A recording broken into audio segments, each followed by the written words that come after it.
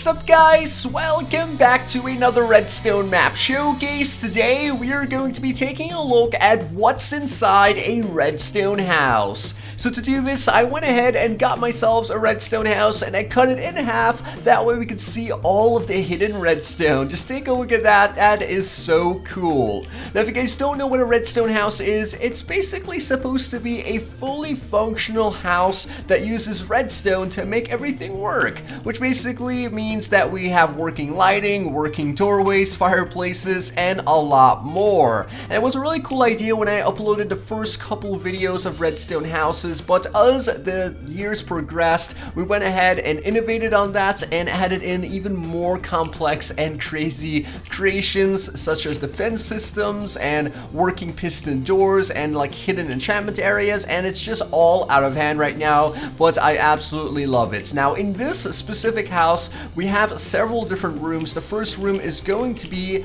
this living room with a working door, fireplace, and also seating, and then it goes into the middle section, which is going to be a hidden staircase, and a staircase that's going to take us up to the second floor. Then over here we have a kitchen. Right above that we have a bathroom. In the middle we have our hallway, and to the right we have our bedroom, all with a little bit of redstone on the inside to give it some character. Now, what we're going to do is basically go to where the front door is supposed to be located and take a look at all of the redstone. Now, of course, one of the first things in a redstone house needs to be a redstone front door, and this one has a pretty cool door. It's going to be a torch key. You basically grab a redstone torch, place it onto this block, and gets block updated. It pulls down and it opens up this piston door. As you guys can see, it's a pretty complex system, but the more complex it is, the more you will be able to impress your friends. And usually redstone houses start off with simple jeb doors or just simple piston doors, but it eventually got to a point where you had to just one-up each other. That's why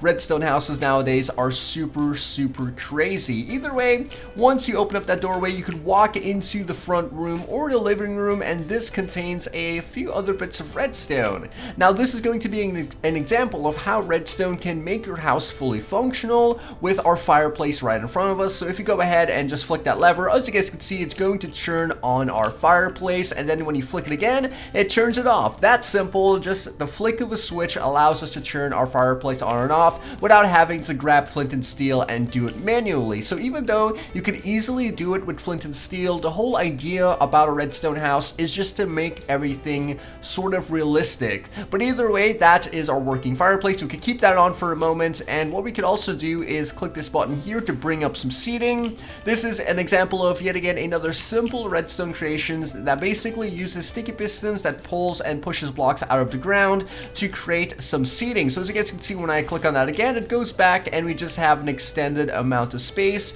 we could use for parties and things like that. So this will actually be a really cool thing to have in real life. This is not a realistic creation, but would definitely be cool, like I said, in real life. The next redstone creation in this front room is going to be a simple jeb door. As you guys can see, it just uses a couple pistons with a bit of redstone to basically allow us to pull these blocks back and open up a hallway. This is really good for hiding secret areas in your house, and that's really one of the cool things about redstone houses, that not only can you create a fully functional house, but you could add in defenses as well as hidden rooms. So that's basically going to be our room. We would walk through it and basically get to the center of the house. We could go up to the second floor or straight forward to the kitchen, but for now, let's go straight forward into the kitchen. This is going to be a working kitchen with an industrial furnace, a garbage bin, as well as a fridge. The fridge is quite simple. It's just a dispenser with some raw chicken on the inside, as well as we have some other decorations. And then over here we have an industrial furnace, which is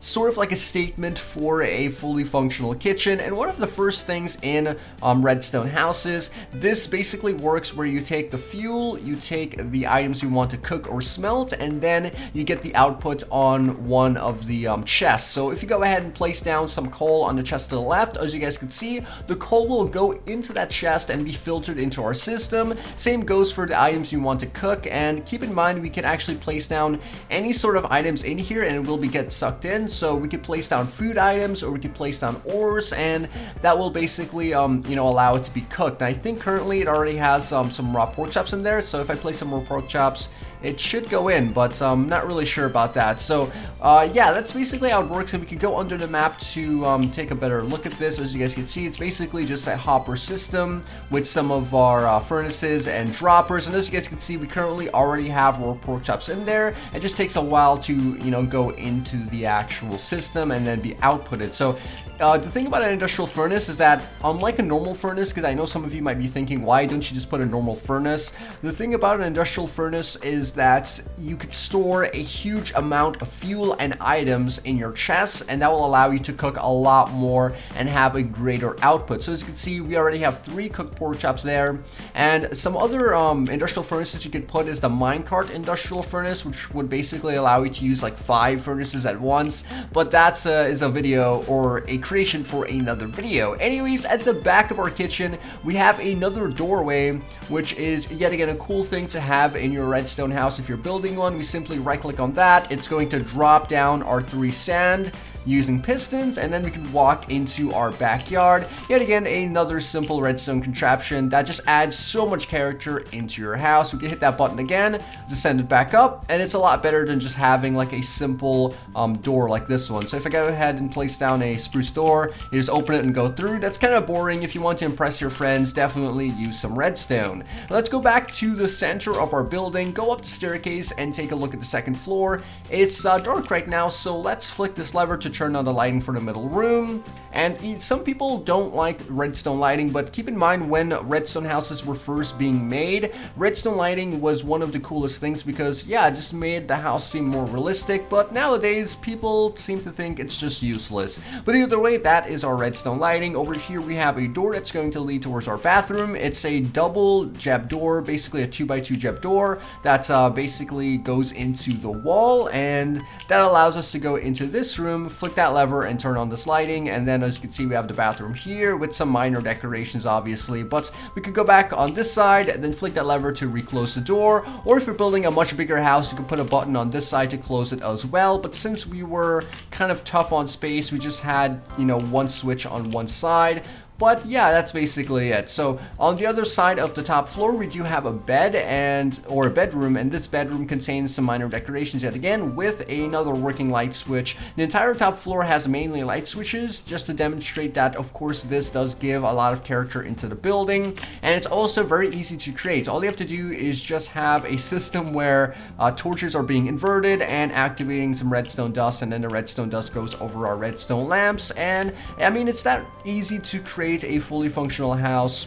You don't need to add anything too crazy, such as the front door or the back door. This secret room is going to be located right below this staircase. We do have indicators all across the map to show us the redstone. That's just for the purpose of the video, but you could obviously hide this a lot better if you build it. But either way, let's go ahead and right click on that button. As you can see, it pulls down our staircase, opens up a hidden passageway, which we could walk down into and then go into this area where we have an enchantment table. Now, yet again, it's cut in half, so it sort of looks like this from the outside. Very cool. You go from here to down there, and then you can also use that staircase to go up to the second floor. But down at the bottom, we could basically have a hidden input where when we drop an item, it's going to suck that item in and then change this wall into bookcases, which will allow us to enchant our levels or enchant our items at a higher level. So if I place down a diamond sword in here, as you can see, we could get 4 to 13 levels. We could get knockback 1 on that.